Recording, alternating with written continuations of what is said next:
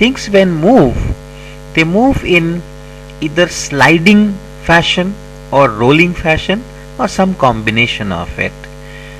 Round objects like sphere, like a cylinder, they can roll, they can also slide, but they can roll. When I bicycle, the tubes, they roll on the road.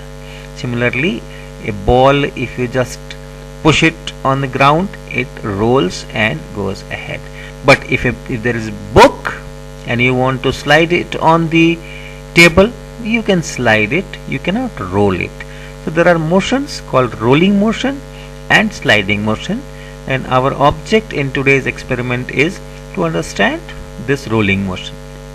So cylinder, this you can see a cylinder in my hand. You can take any other object, round object or cylindrical object or spherical object also, and do this experiment.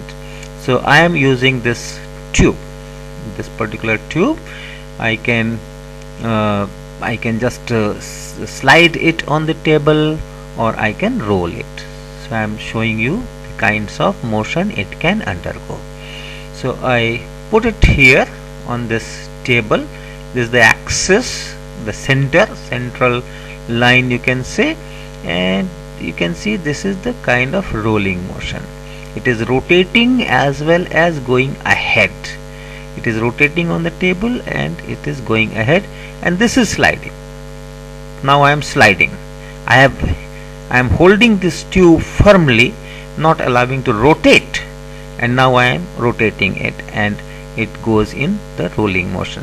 So understand the difference between rolling and sliding.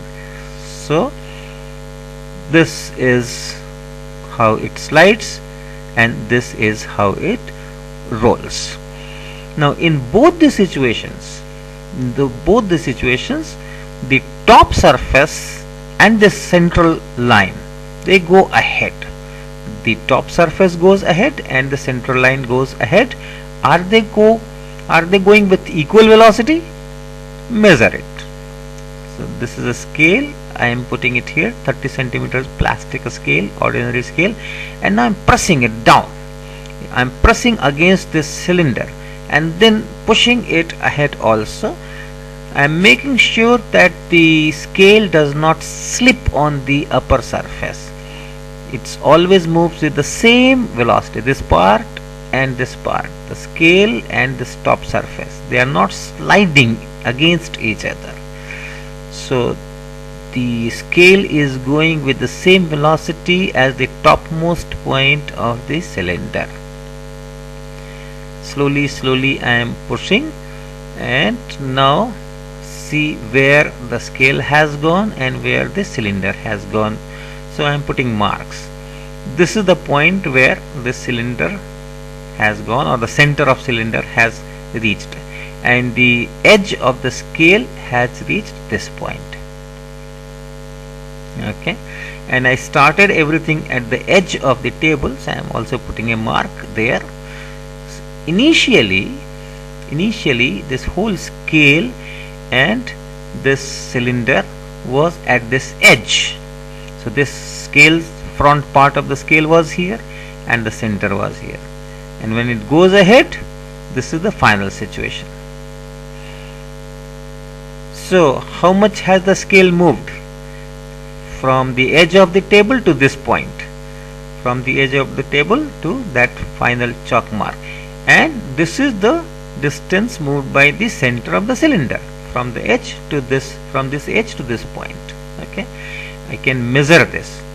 This is 30 centimeters, one full length of this scale. So the center of the cylinder has moved 30 centimeters. Alright, but then the edge of the scale is this 30 centimeter and plus this 30 centimeter.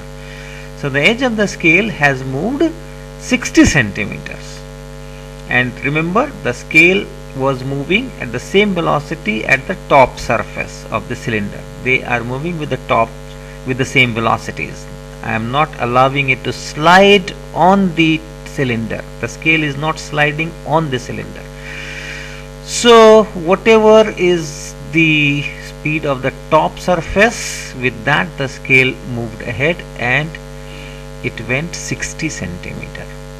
Alright, so the top surface moves 60 centimeter. In the same time, the center moves only 30 centimeters. So this top surface moves at double the velocity of the center's velocity. This is purely the property of rolling. Only in rolling motion it happens like that.